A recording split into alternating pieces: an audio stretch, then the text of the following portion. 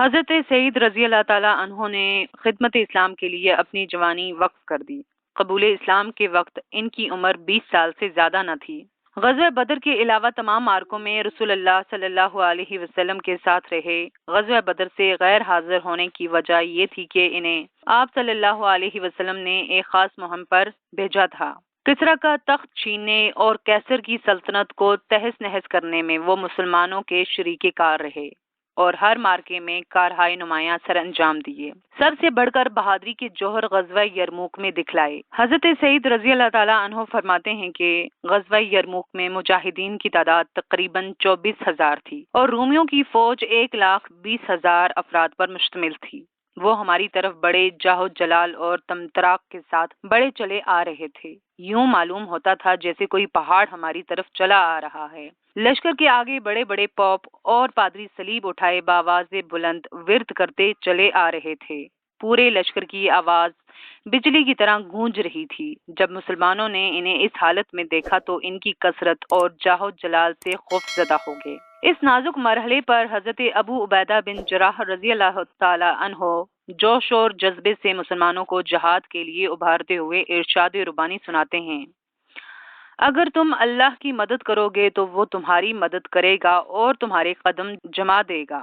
اللہ کے بندو صبر کرو، بلا شبہ صبر ہی کفر سے نجات، رب تعالیٰ کی خوشنودی اور آر و ننگ کو زائل کرنے کا باعث ہے۔ سنو، اپنے نیزے درست کر لو اور چھپائے رکھو، خاموشی اختیار کر لو، دلوں کو یاد الہی سے سرشار کرو، یہاں تک کہ میں تمہیں یکدم حملے کا حکم دوں۔ حضرت سعید فرماتے ہیں کہ مجاہدین کی صفوں سے ایک شخص آگے بڑھا اور اس نے حضرت ابو عبیدہ سے کہا: میں نے عزم کیا ہے کہ میں ابھی اپنا فرض انجام دے دوں گا اور راہ حق میں شہید ہو جاؤں گا۔ کیا آپ کوئی پیغام رسول اللہ صلی اللہ علیہ وسلم کو دینا چاہتے ہیں؟ حضرت ابو عبیدہ نے فرمایا: ہاں، میرا اور تمام مسلمانوں کا سلام کہنا۔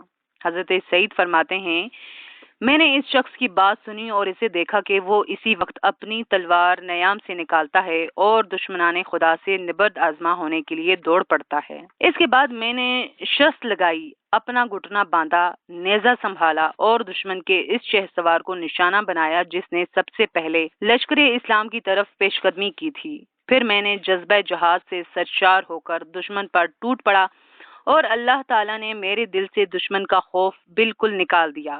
سب مجاہدین خم ٹھونک کر دشمن کے مقابلے میں آ کھڑے ہوئے اور اس وقت تک ان سے برسرے پیکار رہے جب تک کہ فتح و نصرت نے مسلمانوں کے قدم نہ چوم لیے۔ اس کے بعد حضرت سعید بن زید رضی اللہ تعالیٰ عنہ کو فتح دمشق میں شریک ہونے کا اعزاز حاصل ہوا۔ جب باشندگان دمشق نے مسلمانوں کی اطاعت قبول کر لی تو حضرت ابو عبیدہ بن جراح نے آپ کو دمشق کا گورنر بنا دیا۔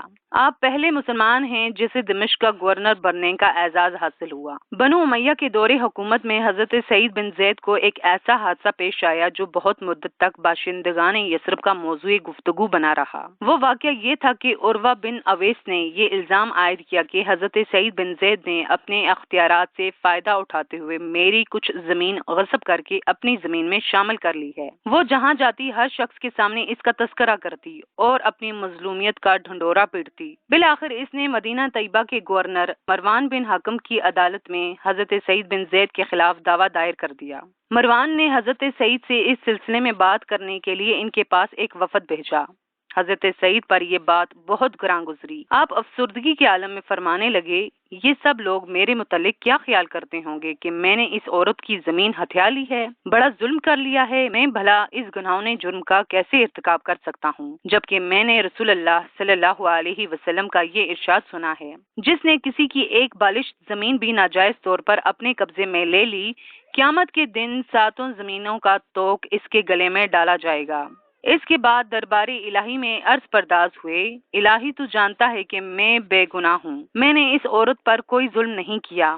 الہی تو جانتا ہے کہ وہ جھوٹی ہے اور اسے اس کے جھوٹ کی یہ سزا دے کہ اندھا کر کے اس کنویں میں گرا جس کے متعلق اس نے میرے خلاف دعویٰ دائر کر رکھا ہے، اور میرے حق میں ایسی روشن دلیل مہیا کر جس سے لوگوں کے سامنے یہ بات واضح ہو جائے کہ میں نے اس عورت پر کوئی ظلم نہیں کیا۔ تھوڑے ہی عرصے بعد وادی عتیق میں زبردست سیلاب آیا۔ ایسا سیلاب پہلے کبھی نہیں آیا تھا۔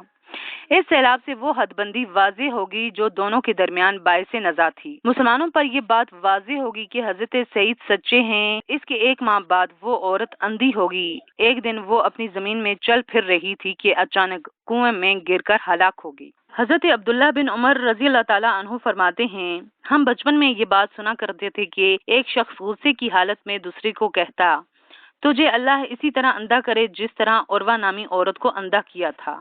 یہ کوئی تعجب خیز بات نہیں۔ رسول اللہ صلی اللہ علیہ وسلم کا ارشاد گرامی ہے، مظلوم کی آہ سے بچو، کیونکہ مظلوم اور اللہ تعالیٰ کے درمیان کوئی پردہ حائل نہیں ہوتا۔ بھلا ایسا کیوں نہ ہوتا جب مظلوم حضرت سعید بن زید جیسی وہ عظیم شخصیت تھی جو کہ ان خوش نصیب 10 صحابہ میں سے ہیں جنہیں زندگی میں جنت کی بشارت دے دی گئی تھی۔